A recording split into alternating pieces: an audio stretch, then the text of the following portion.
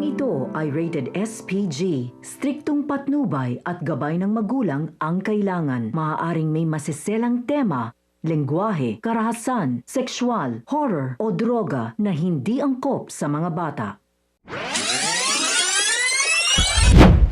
Isang mapagpalang araw mga kapamilya, narito ang mga pinakamatitinding tagpo sa mga huling gabi ng FPJ's Batang Quiapo.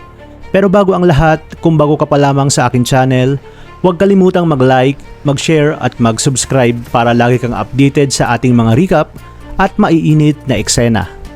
Sa kabilang panig ng lungsod, dumating si Tanggol sa lugar kung saan nagtitipon ang mga taong nagpoprotesta laban sa mga gerero. Umakyat siya sa entablado at hinarap ang napakaraming tao na naghihintay ng kanyang presensya.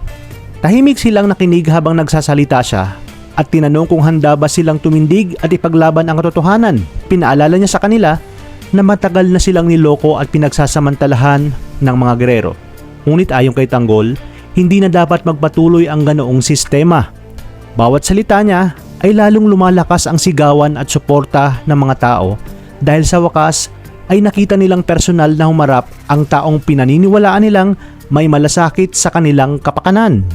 Para sa kanila, ang paglabas ni Tanggol ay hindi lamang simpleng pagpapakita, ito ay simbolo ng pag-asa na maaari pa ring maitama ang lahat ng maling nangyari sa kanilang lungsod. Hindi nagtagal ay nagbigay ng panawagan si Tanggol sa mga tao na samahan siya sa paglakad patungo sa City Hall upang bawiin ang pwesto na nararapat lamang sa kanya bilang tunay na nanalong mayor.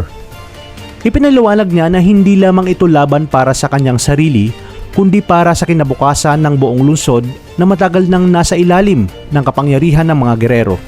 Unti-unting nagsimulang magmarcha ang mga tao, kasunod niya habang sabay-sabay nilang isinisigaw na dapat nang mapatalsik ang mga gerero dahil sa mga kasamaan na ginawa nila sa komunidad.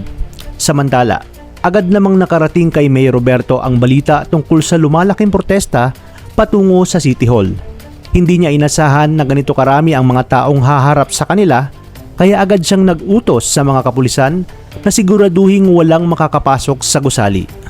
Ngunit bago pa man tuluyang maisagawa ang kanilang plano, ay dumating na nga si Tanggol kasama ang napakaraming nagpoprotesta.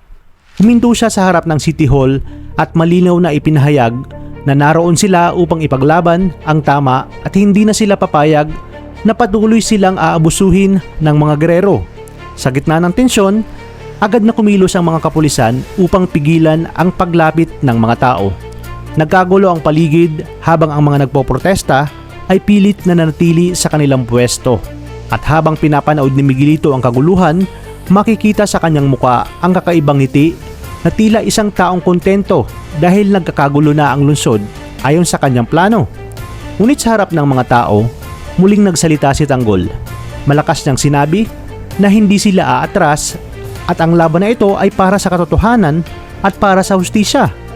Mas lalong lumakas ang sigawan ng mga tao matapos marinig ang kanyang panawagan at sa sandaling iyon, naging malinaw ang dalawang panig ng laban. Ang kapangyarihan ng mga gerero at ang taong bayan na handang tumindig para sa katotohanan. Kaya naman pakaabangan natin ang nalalapit na pag-upo ni Tanggol bilang totoong mayor ng Maynila at ang pagtapos sa kapangyarihan ng mga gerero. Talagang kapanapanabik ang mga huling gabi ng FPJ's Batang Quiapo. Kaya tuloy-tuloy lang ang pagsubaybay. Maraming salamat sa inyong panonood at pagpalain tayong lahat, kapamilya.